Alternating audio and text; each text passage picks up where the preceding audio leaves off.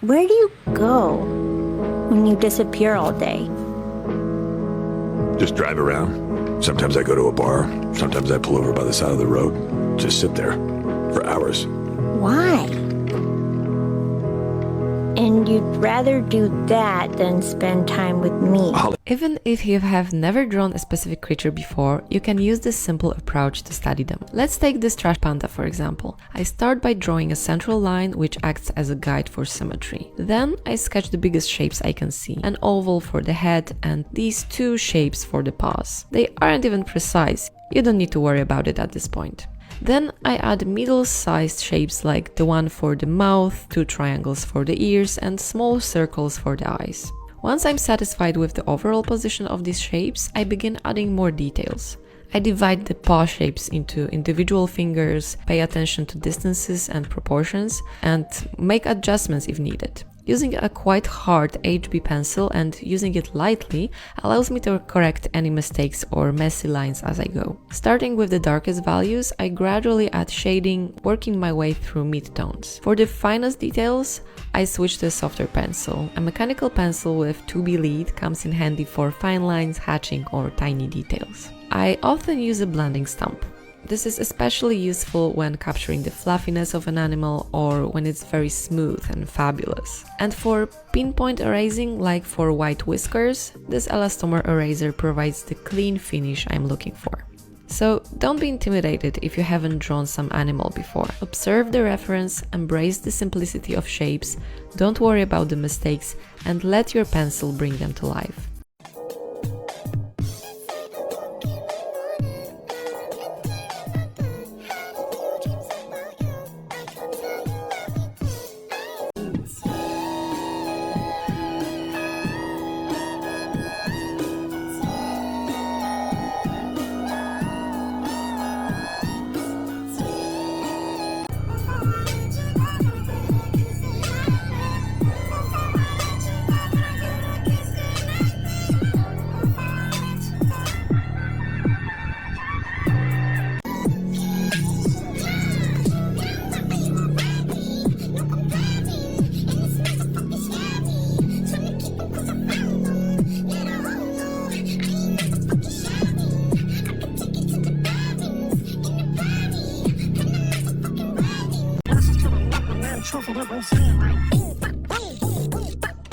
The type of shit I know you wouldn't understand. The type of sketch I know you wouldn't understand. Big dog business, I would not hold your hand. Broke bitch business, I could not be your man. Never got his ass whooping till he open up that can. Damn, I hope me bands on the slam. Jam. In his trap, now we all like the ice and he raving and I got this shit in my cup. You know what? I'm the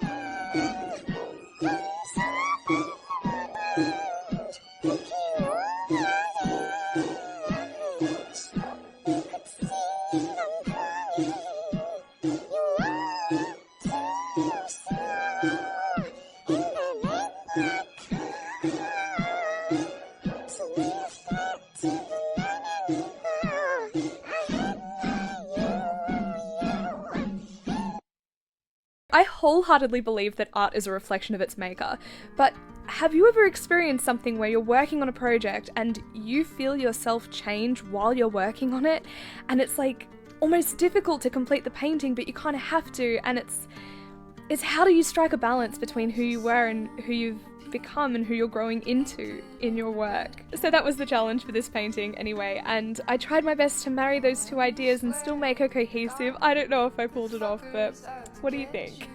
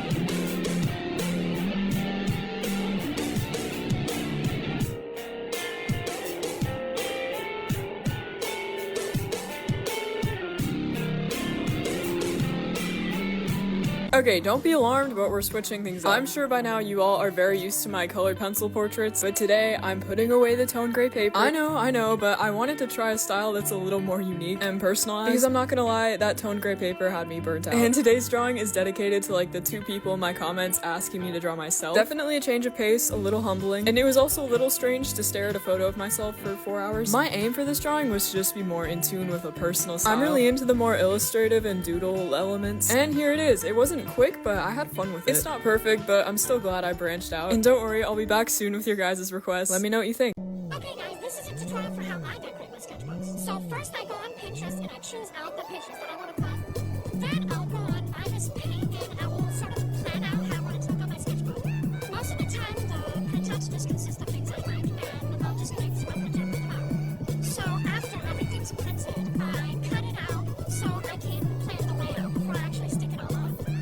And this is how it looks all stuck on, and I put extra stickers to the bottom if you like it. It looks so nice. And then, when I get to the first page, I put the starting date, and then I leave an extra spot for the finish date.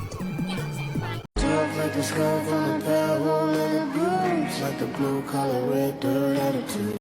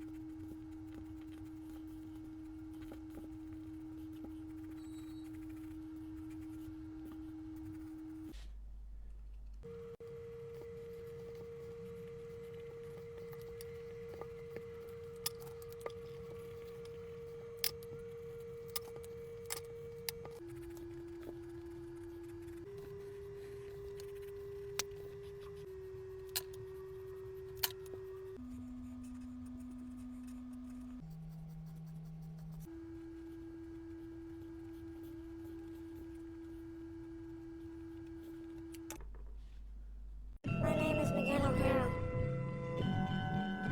I'm this dimension's one and only Spider-Man. At least I was.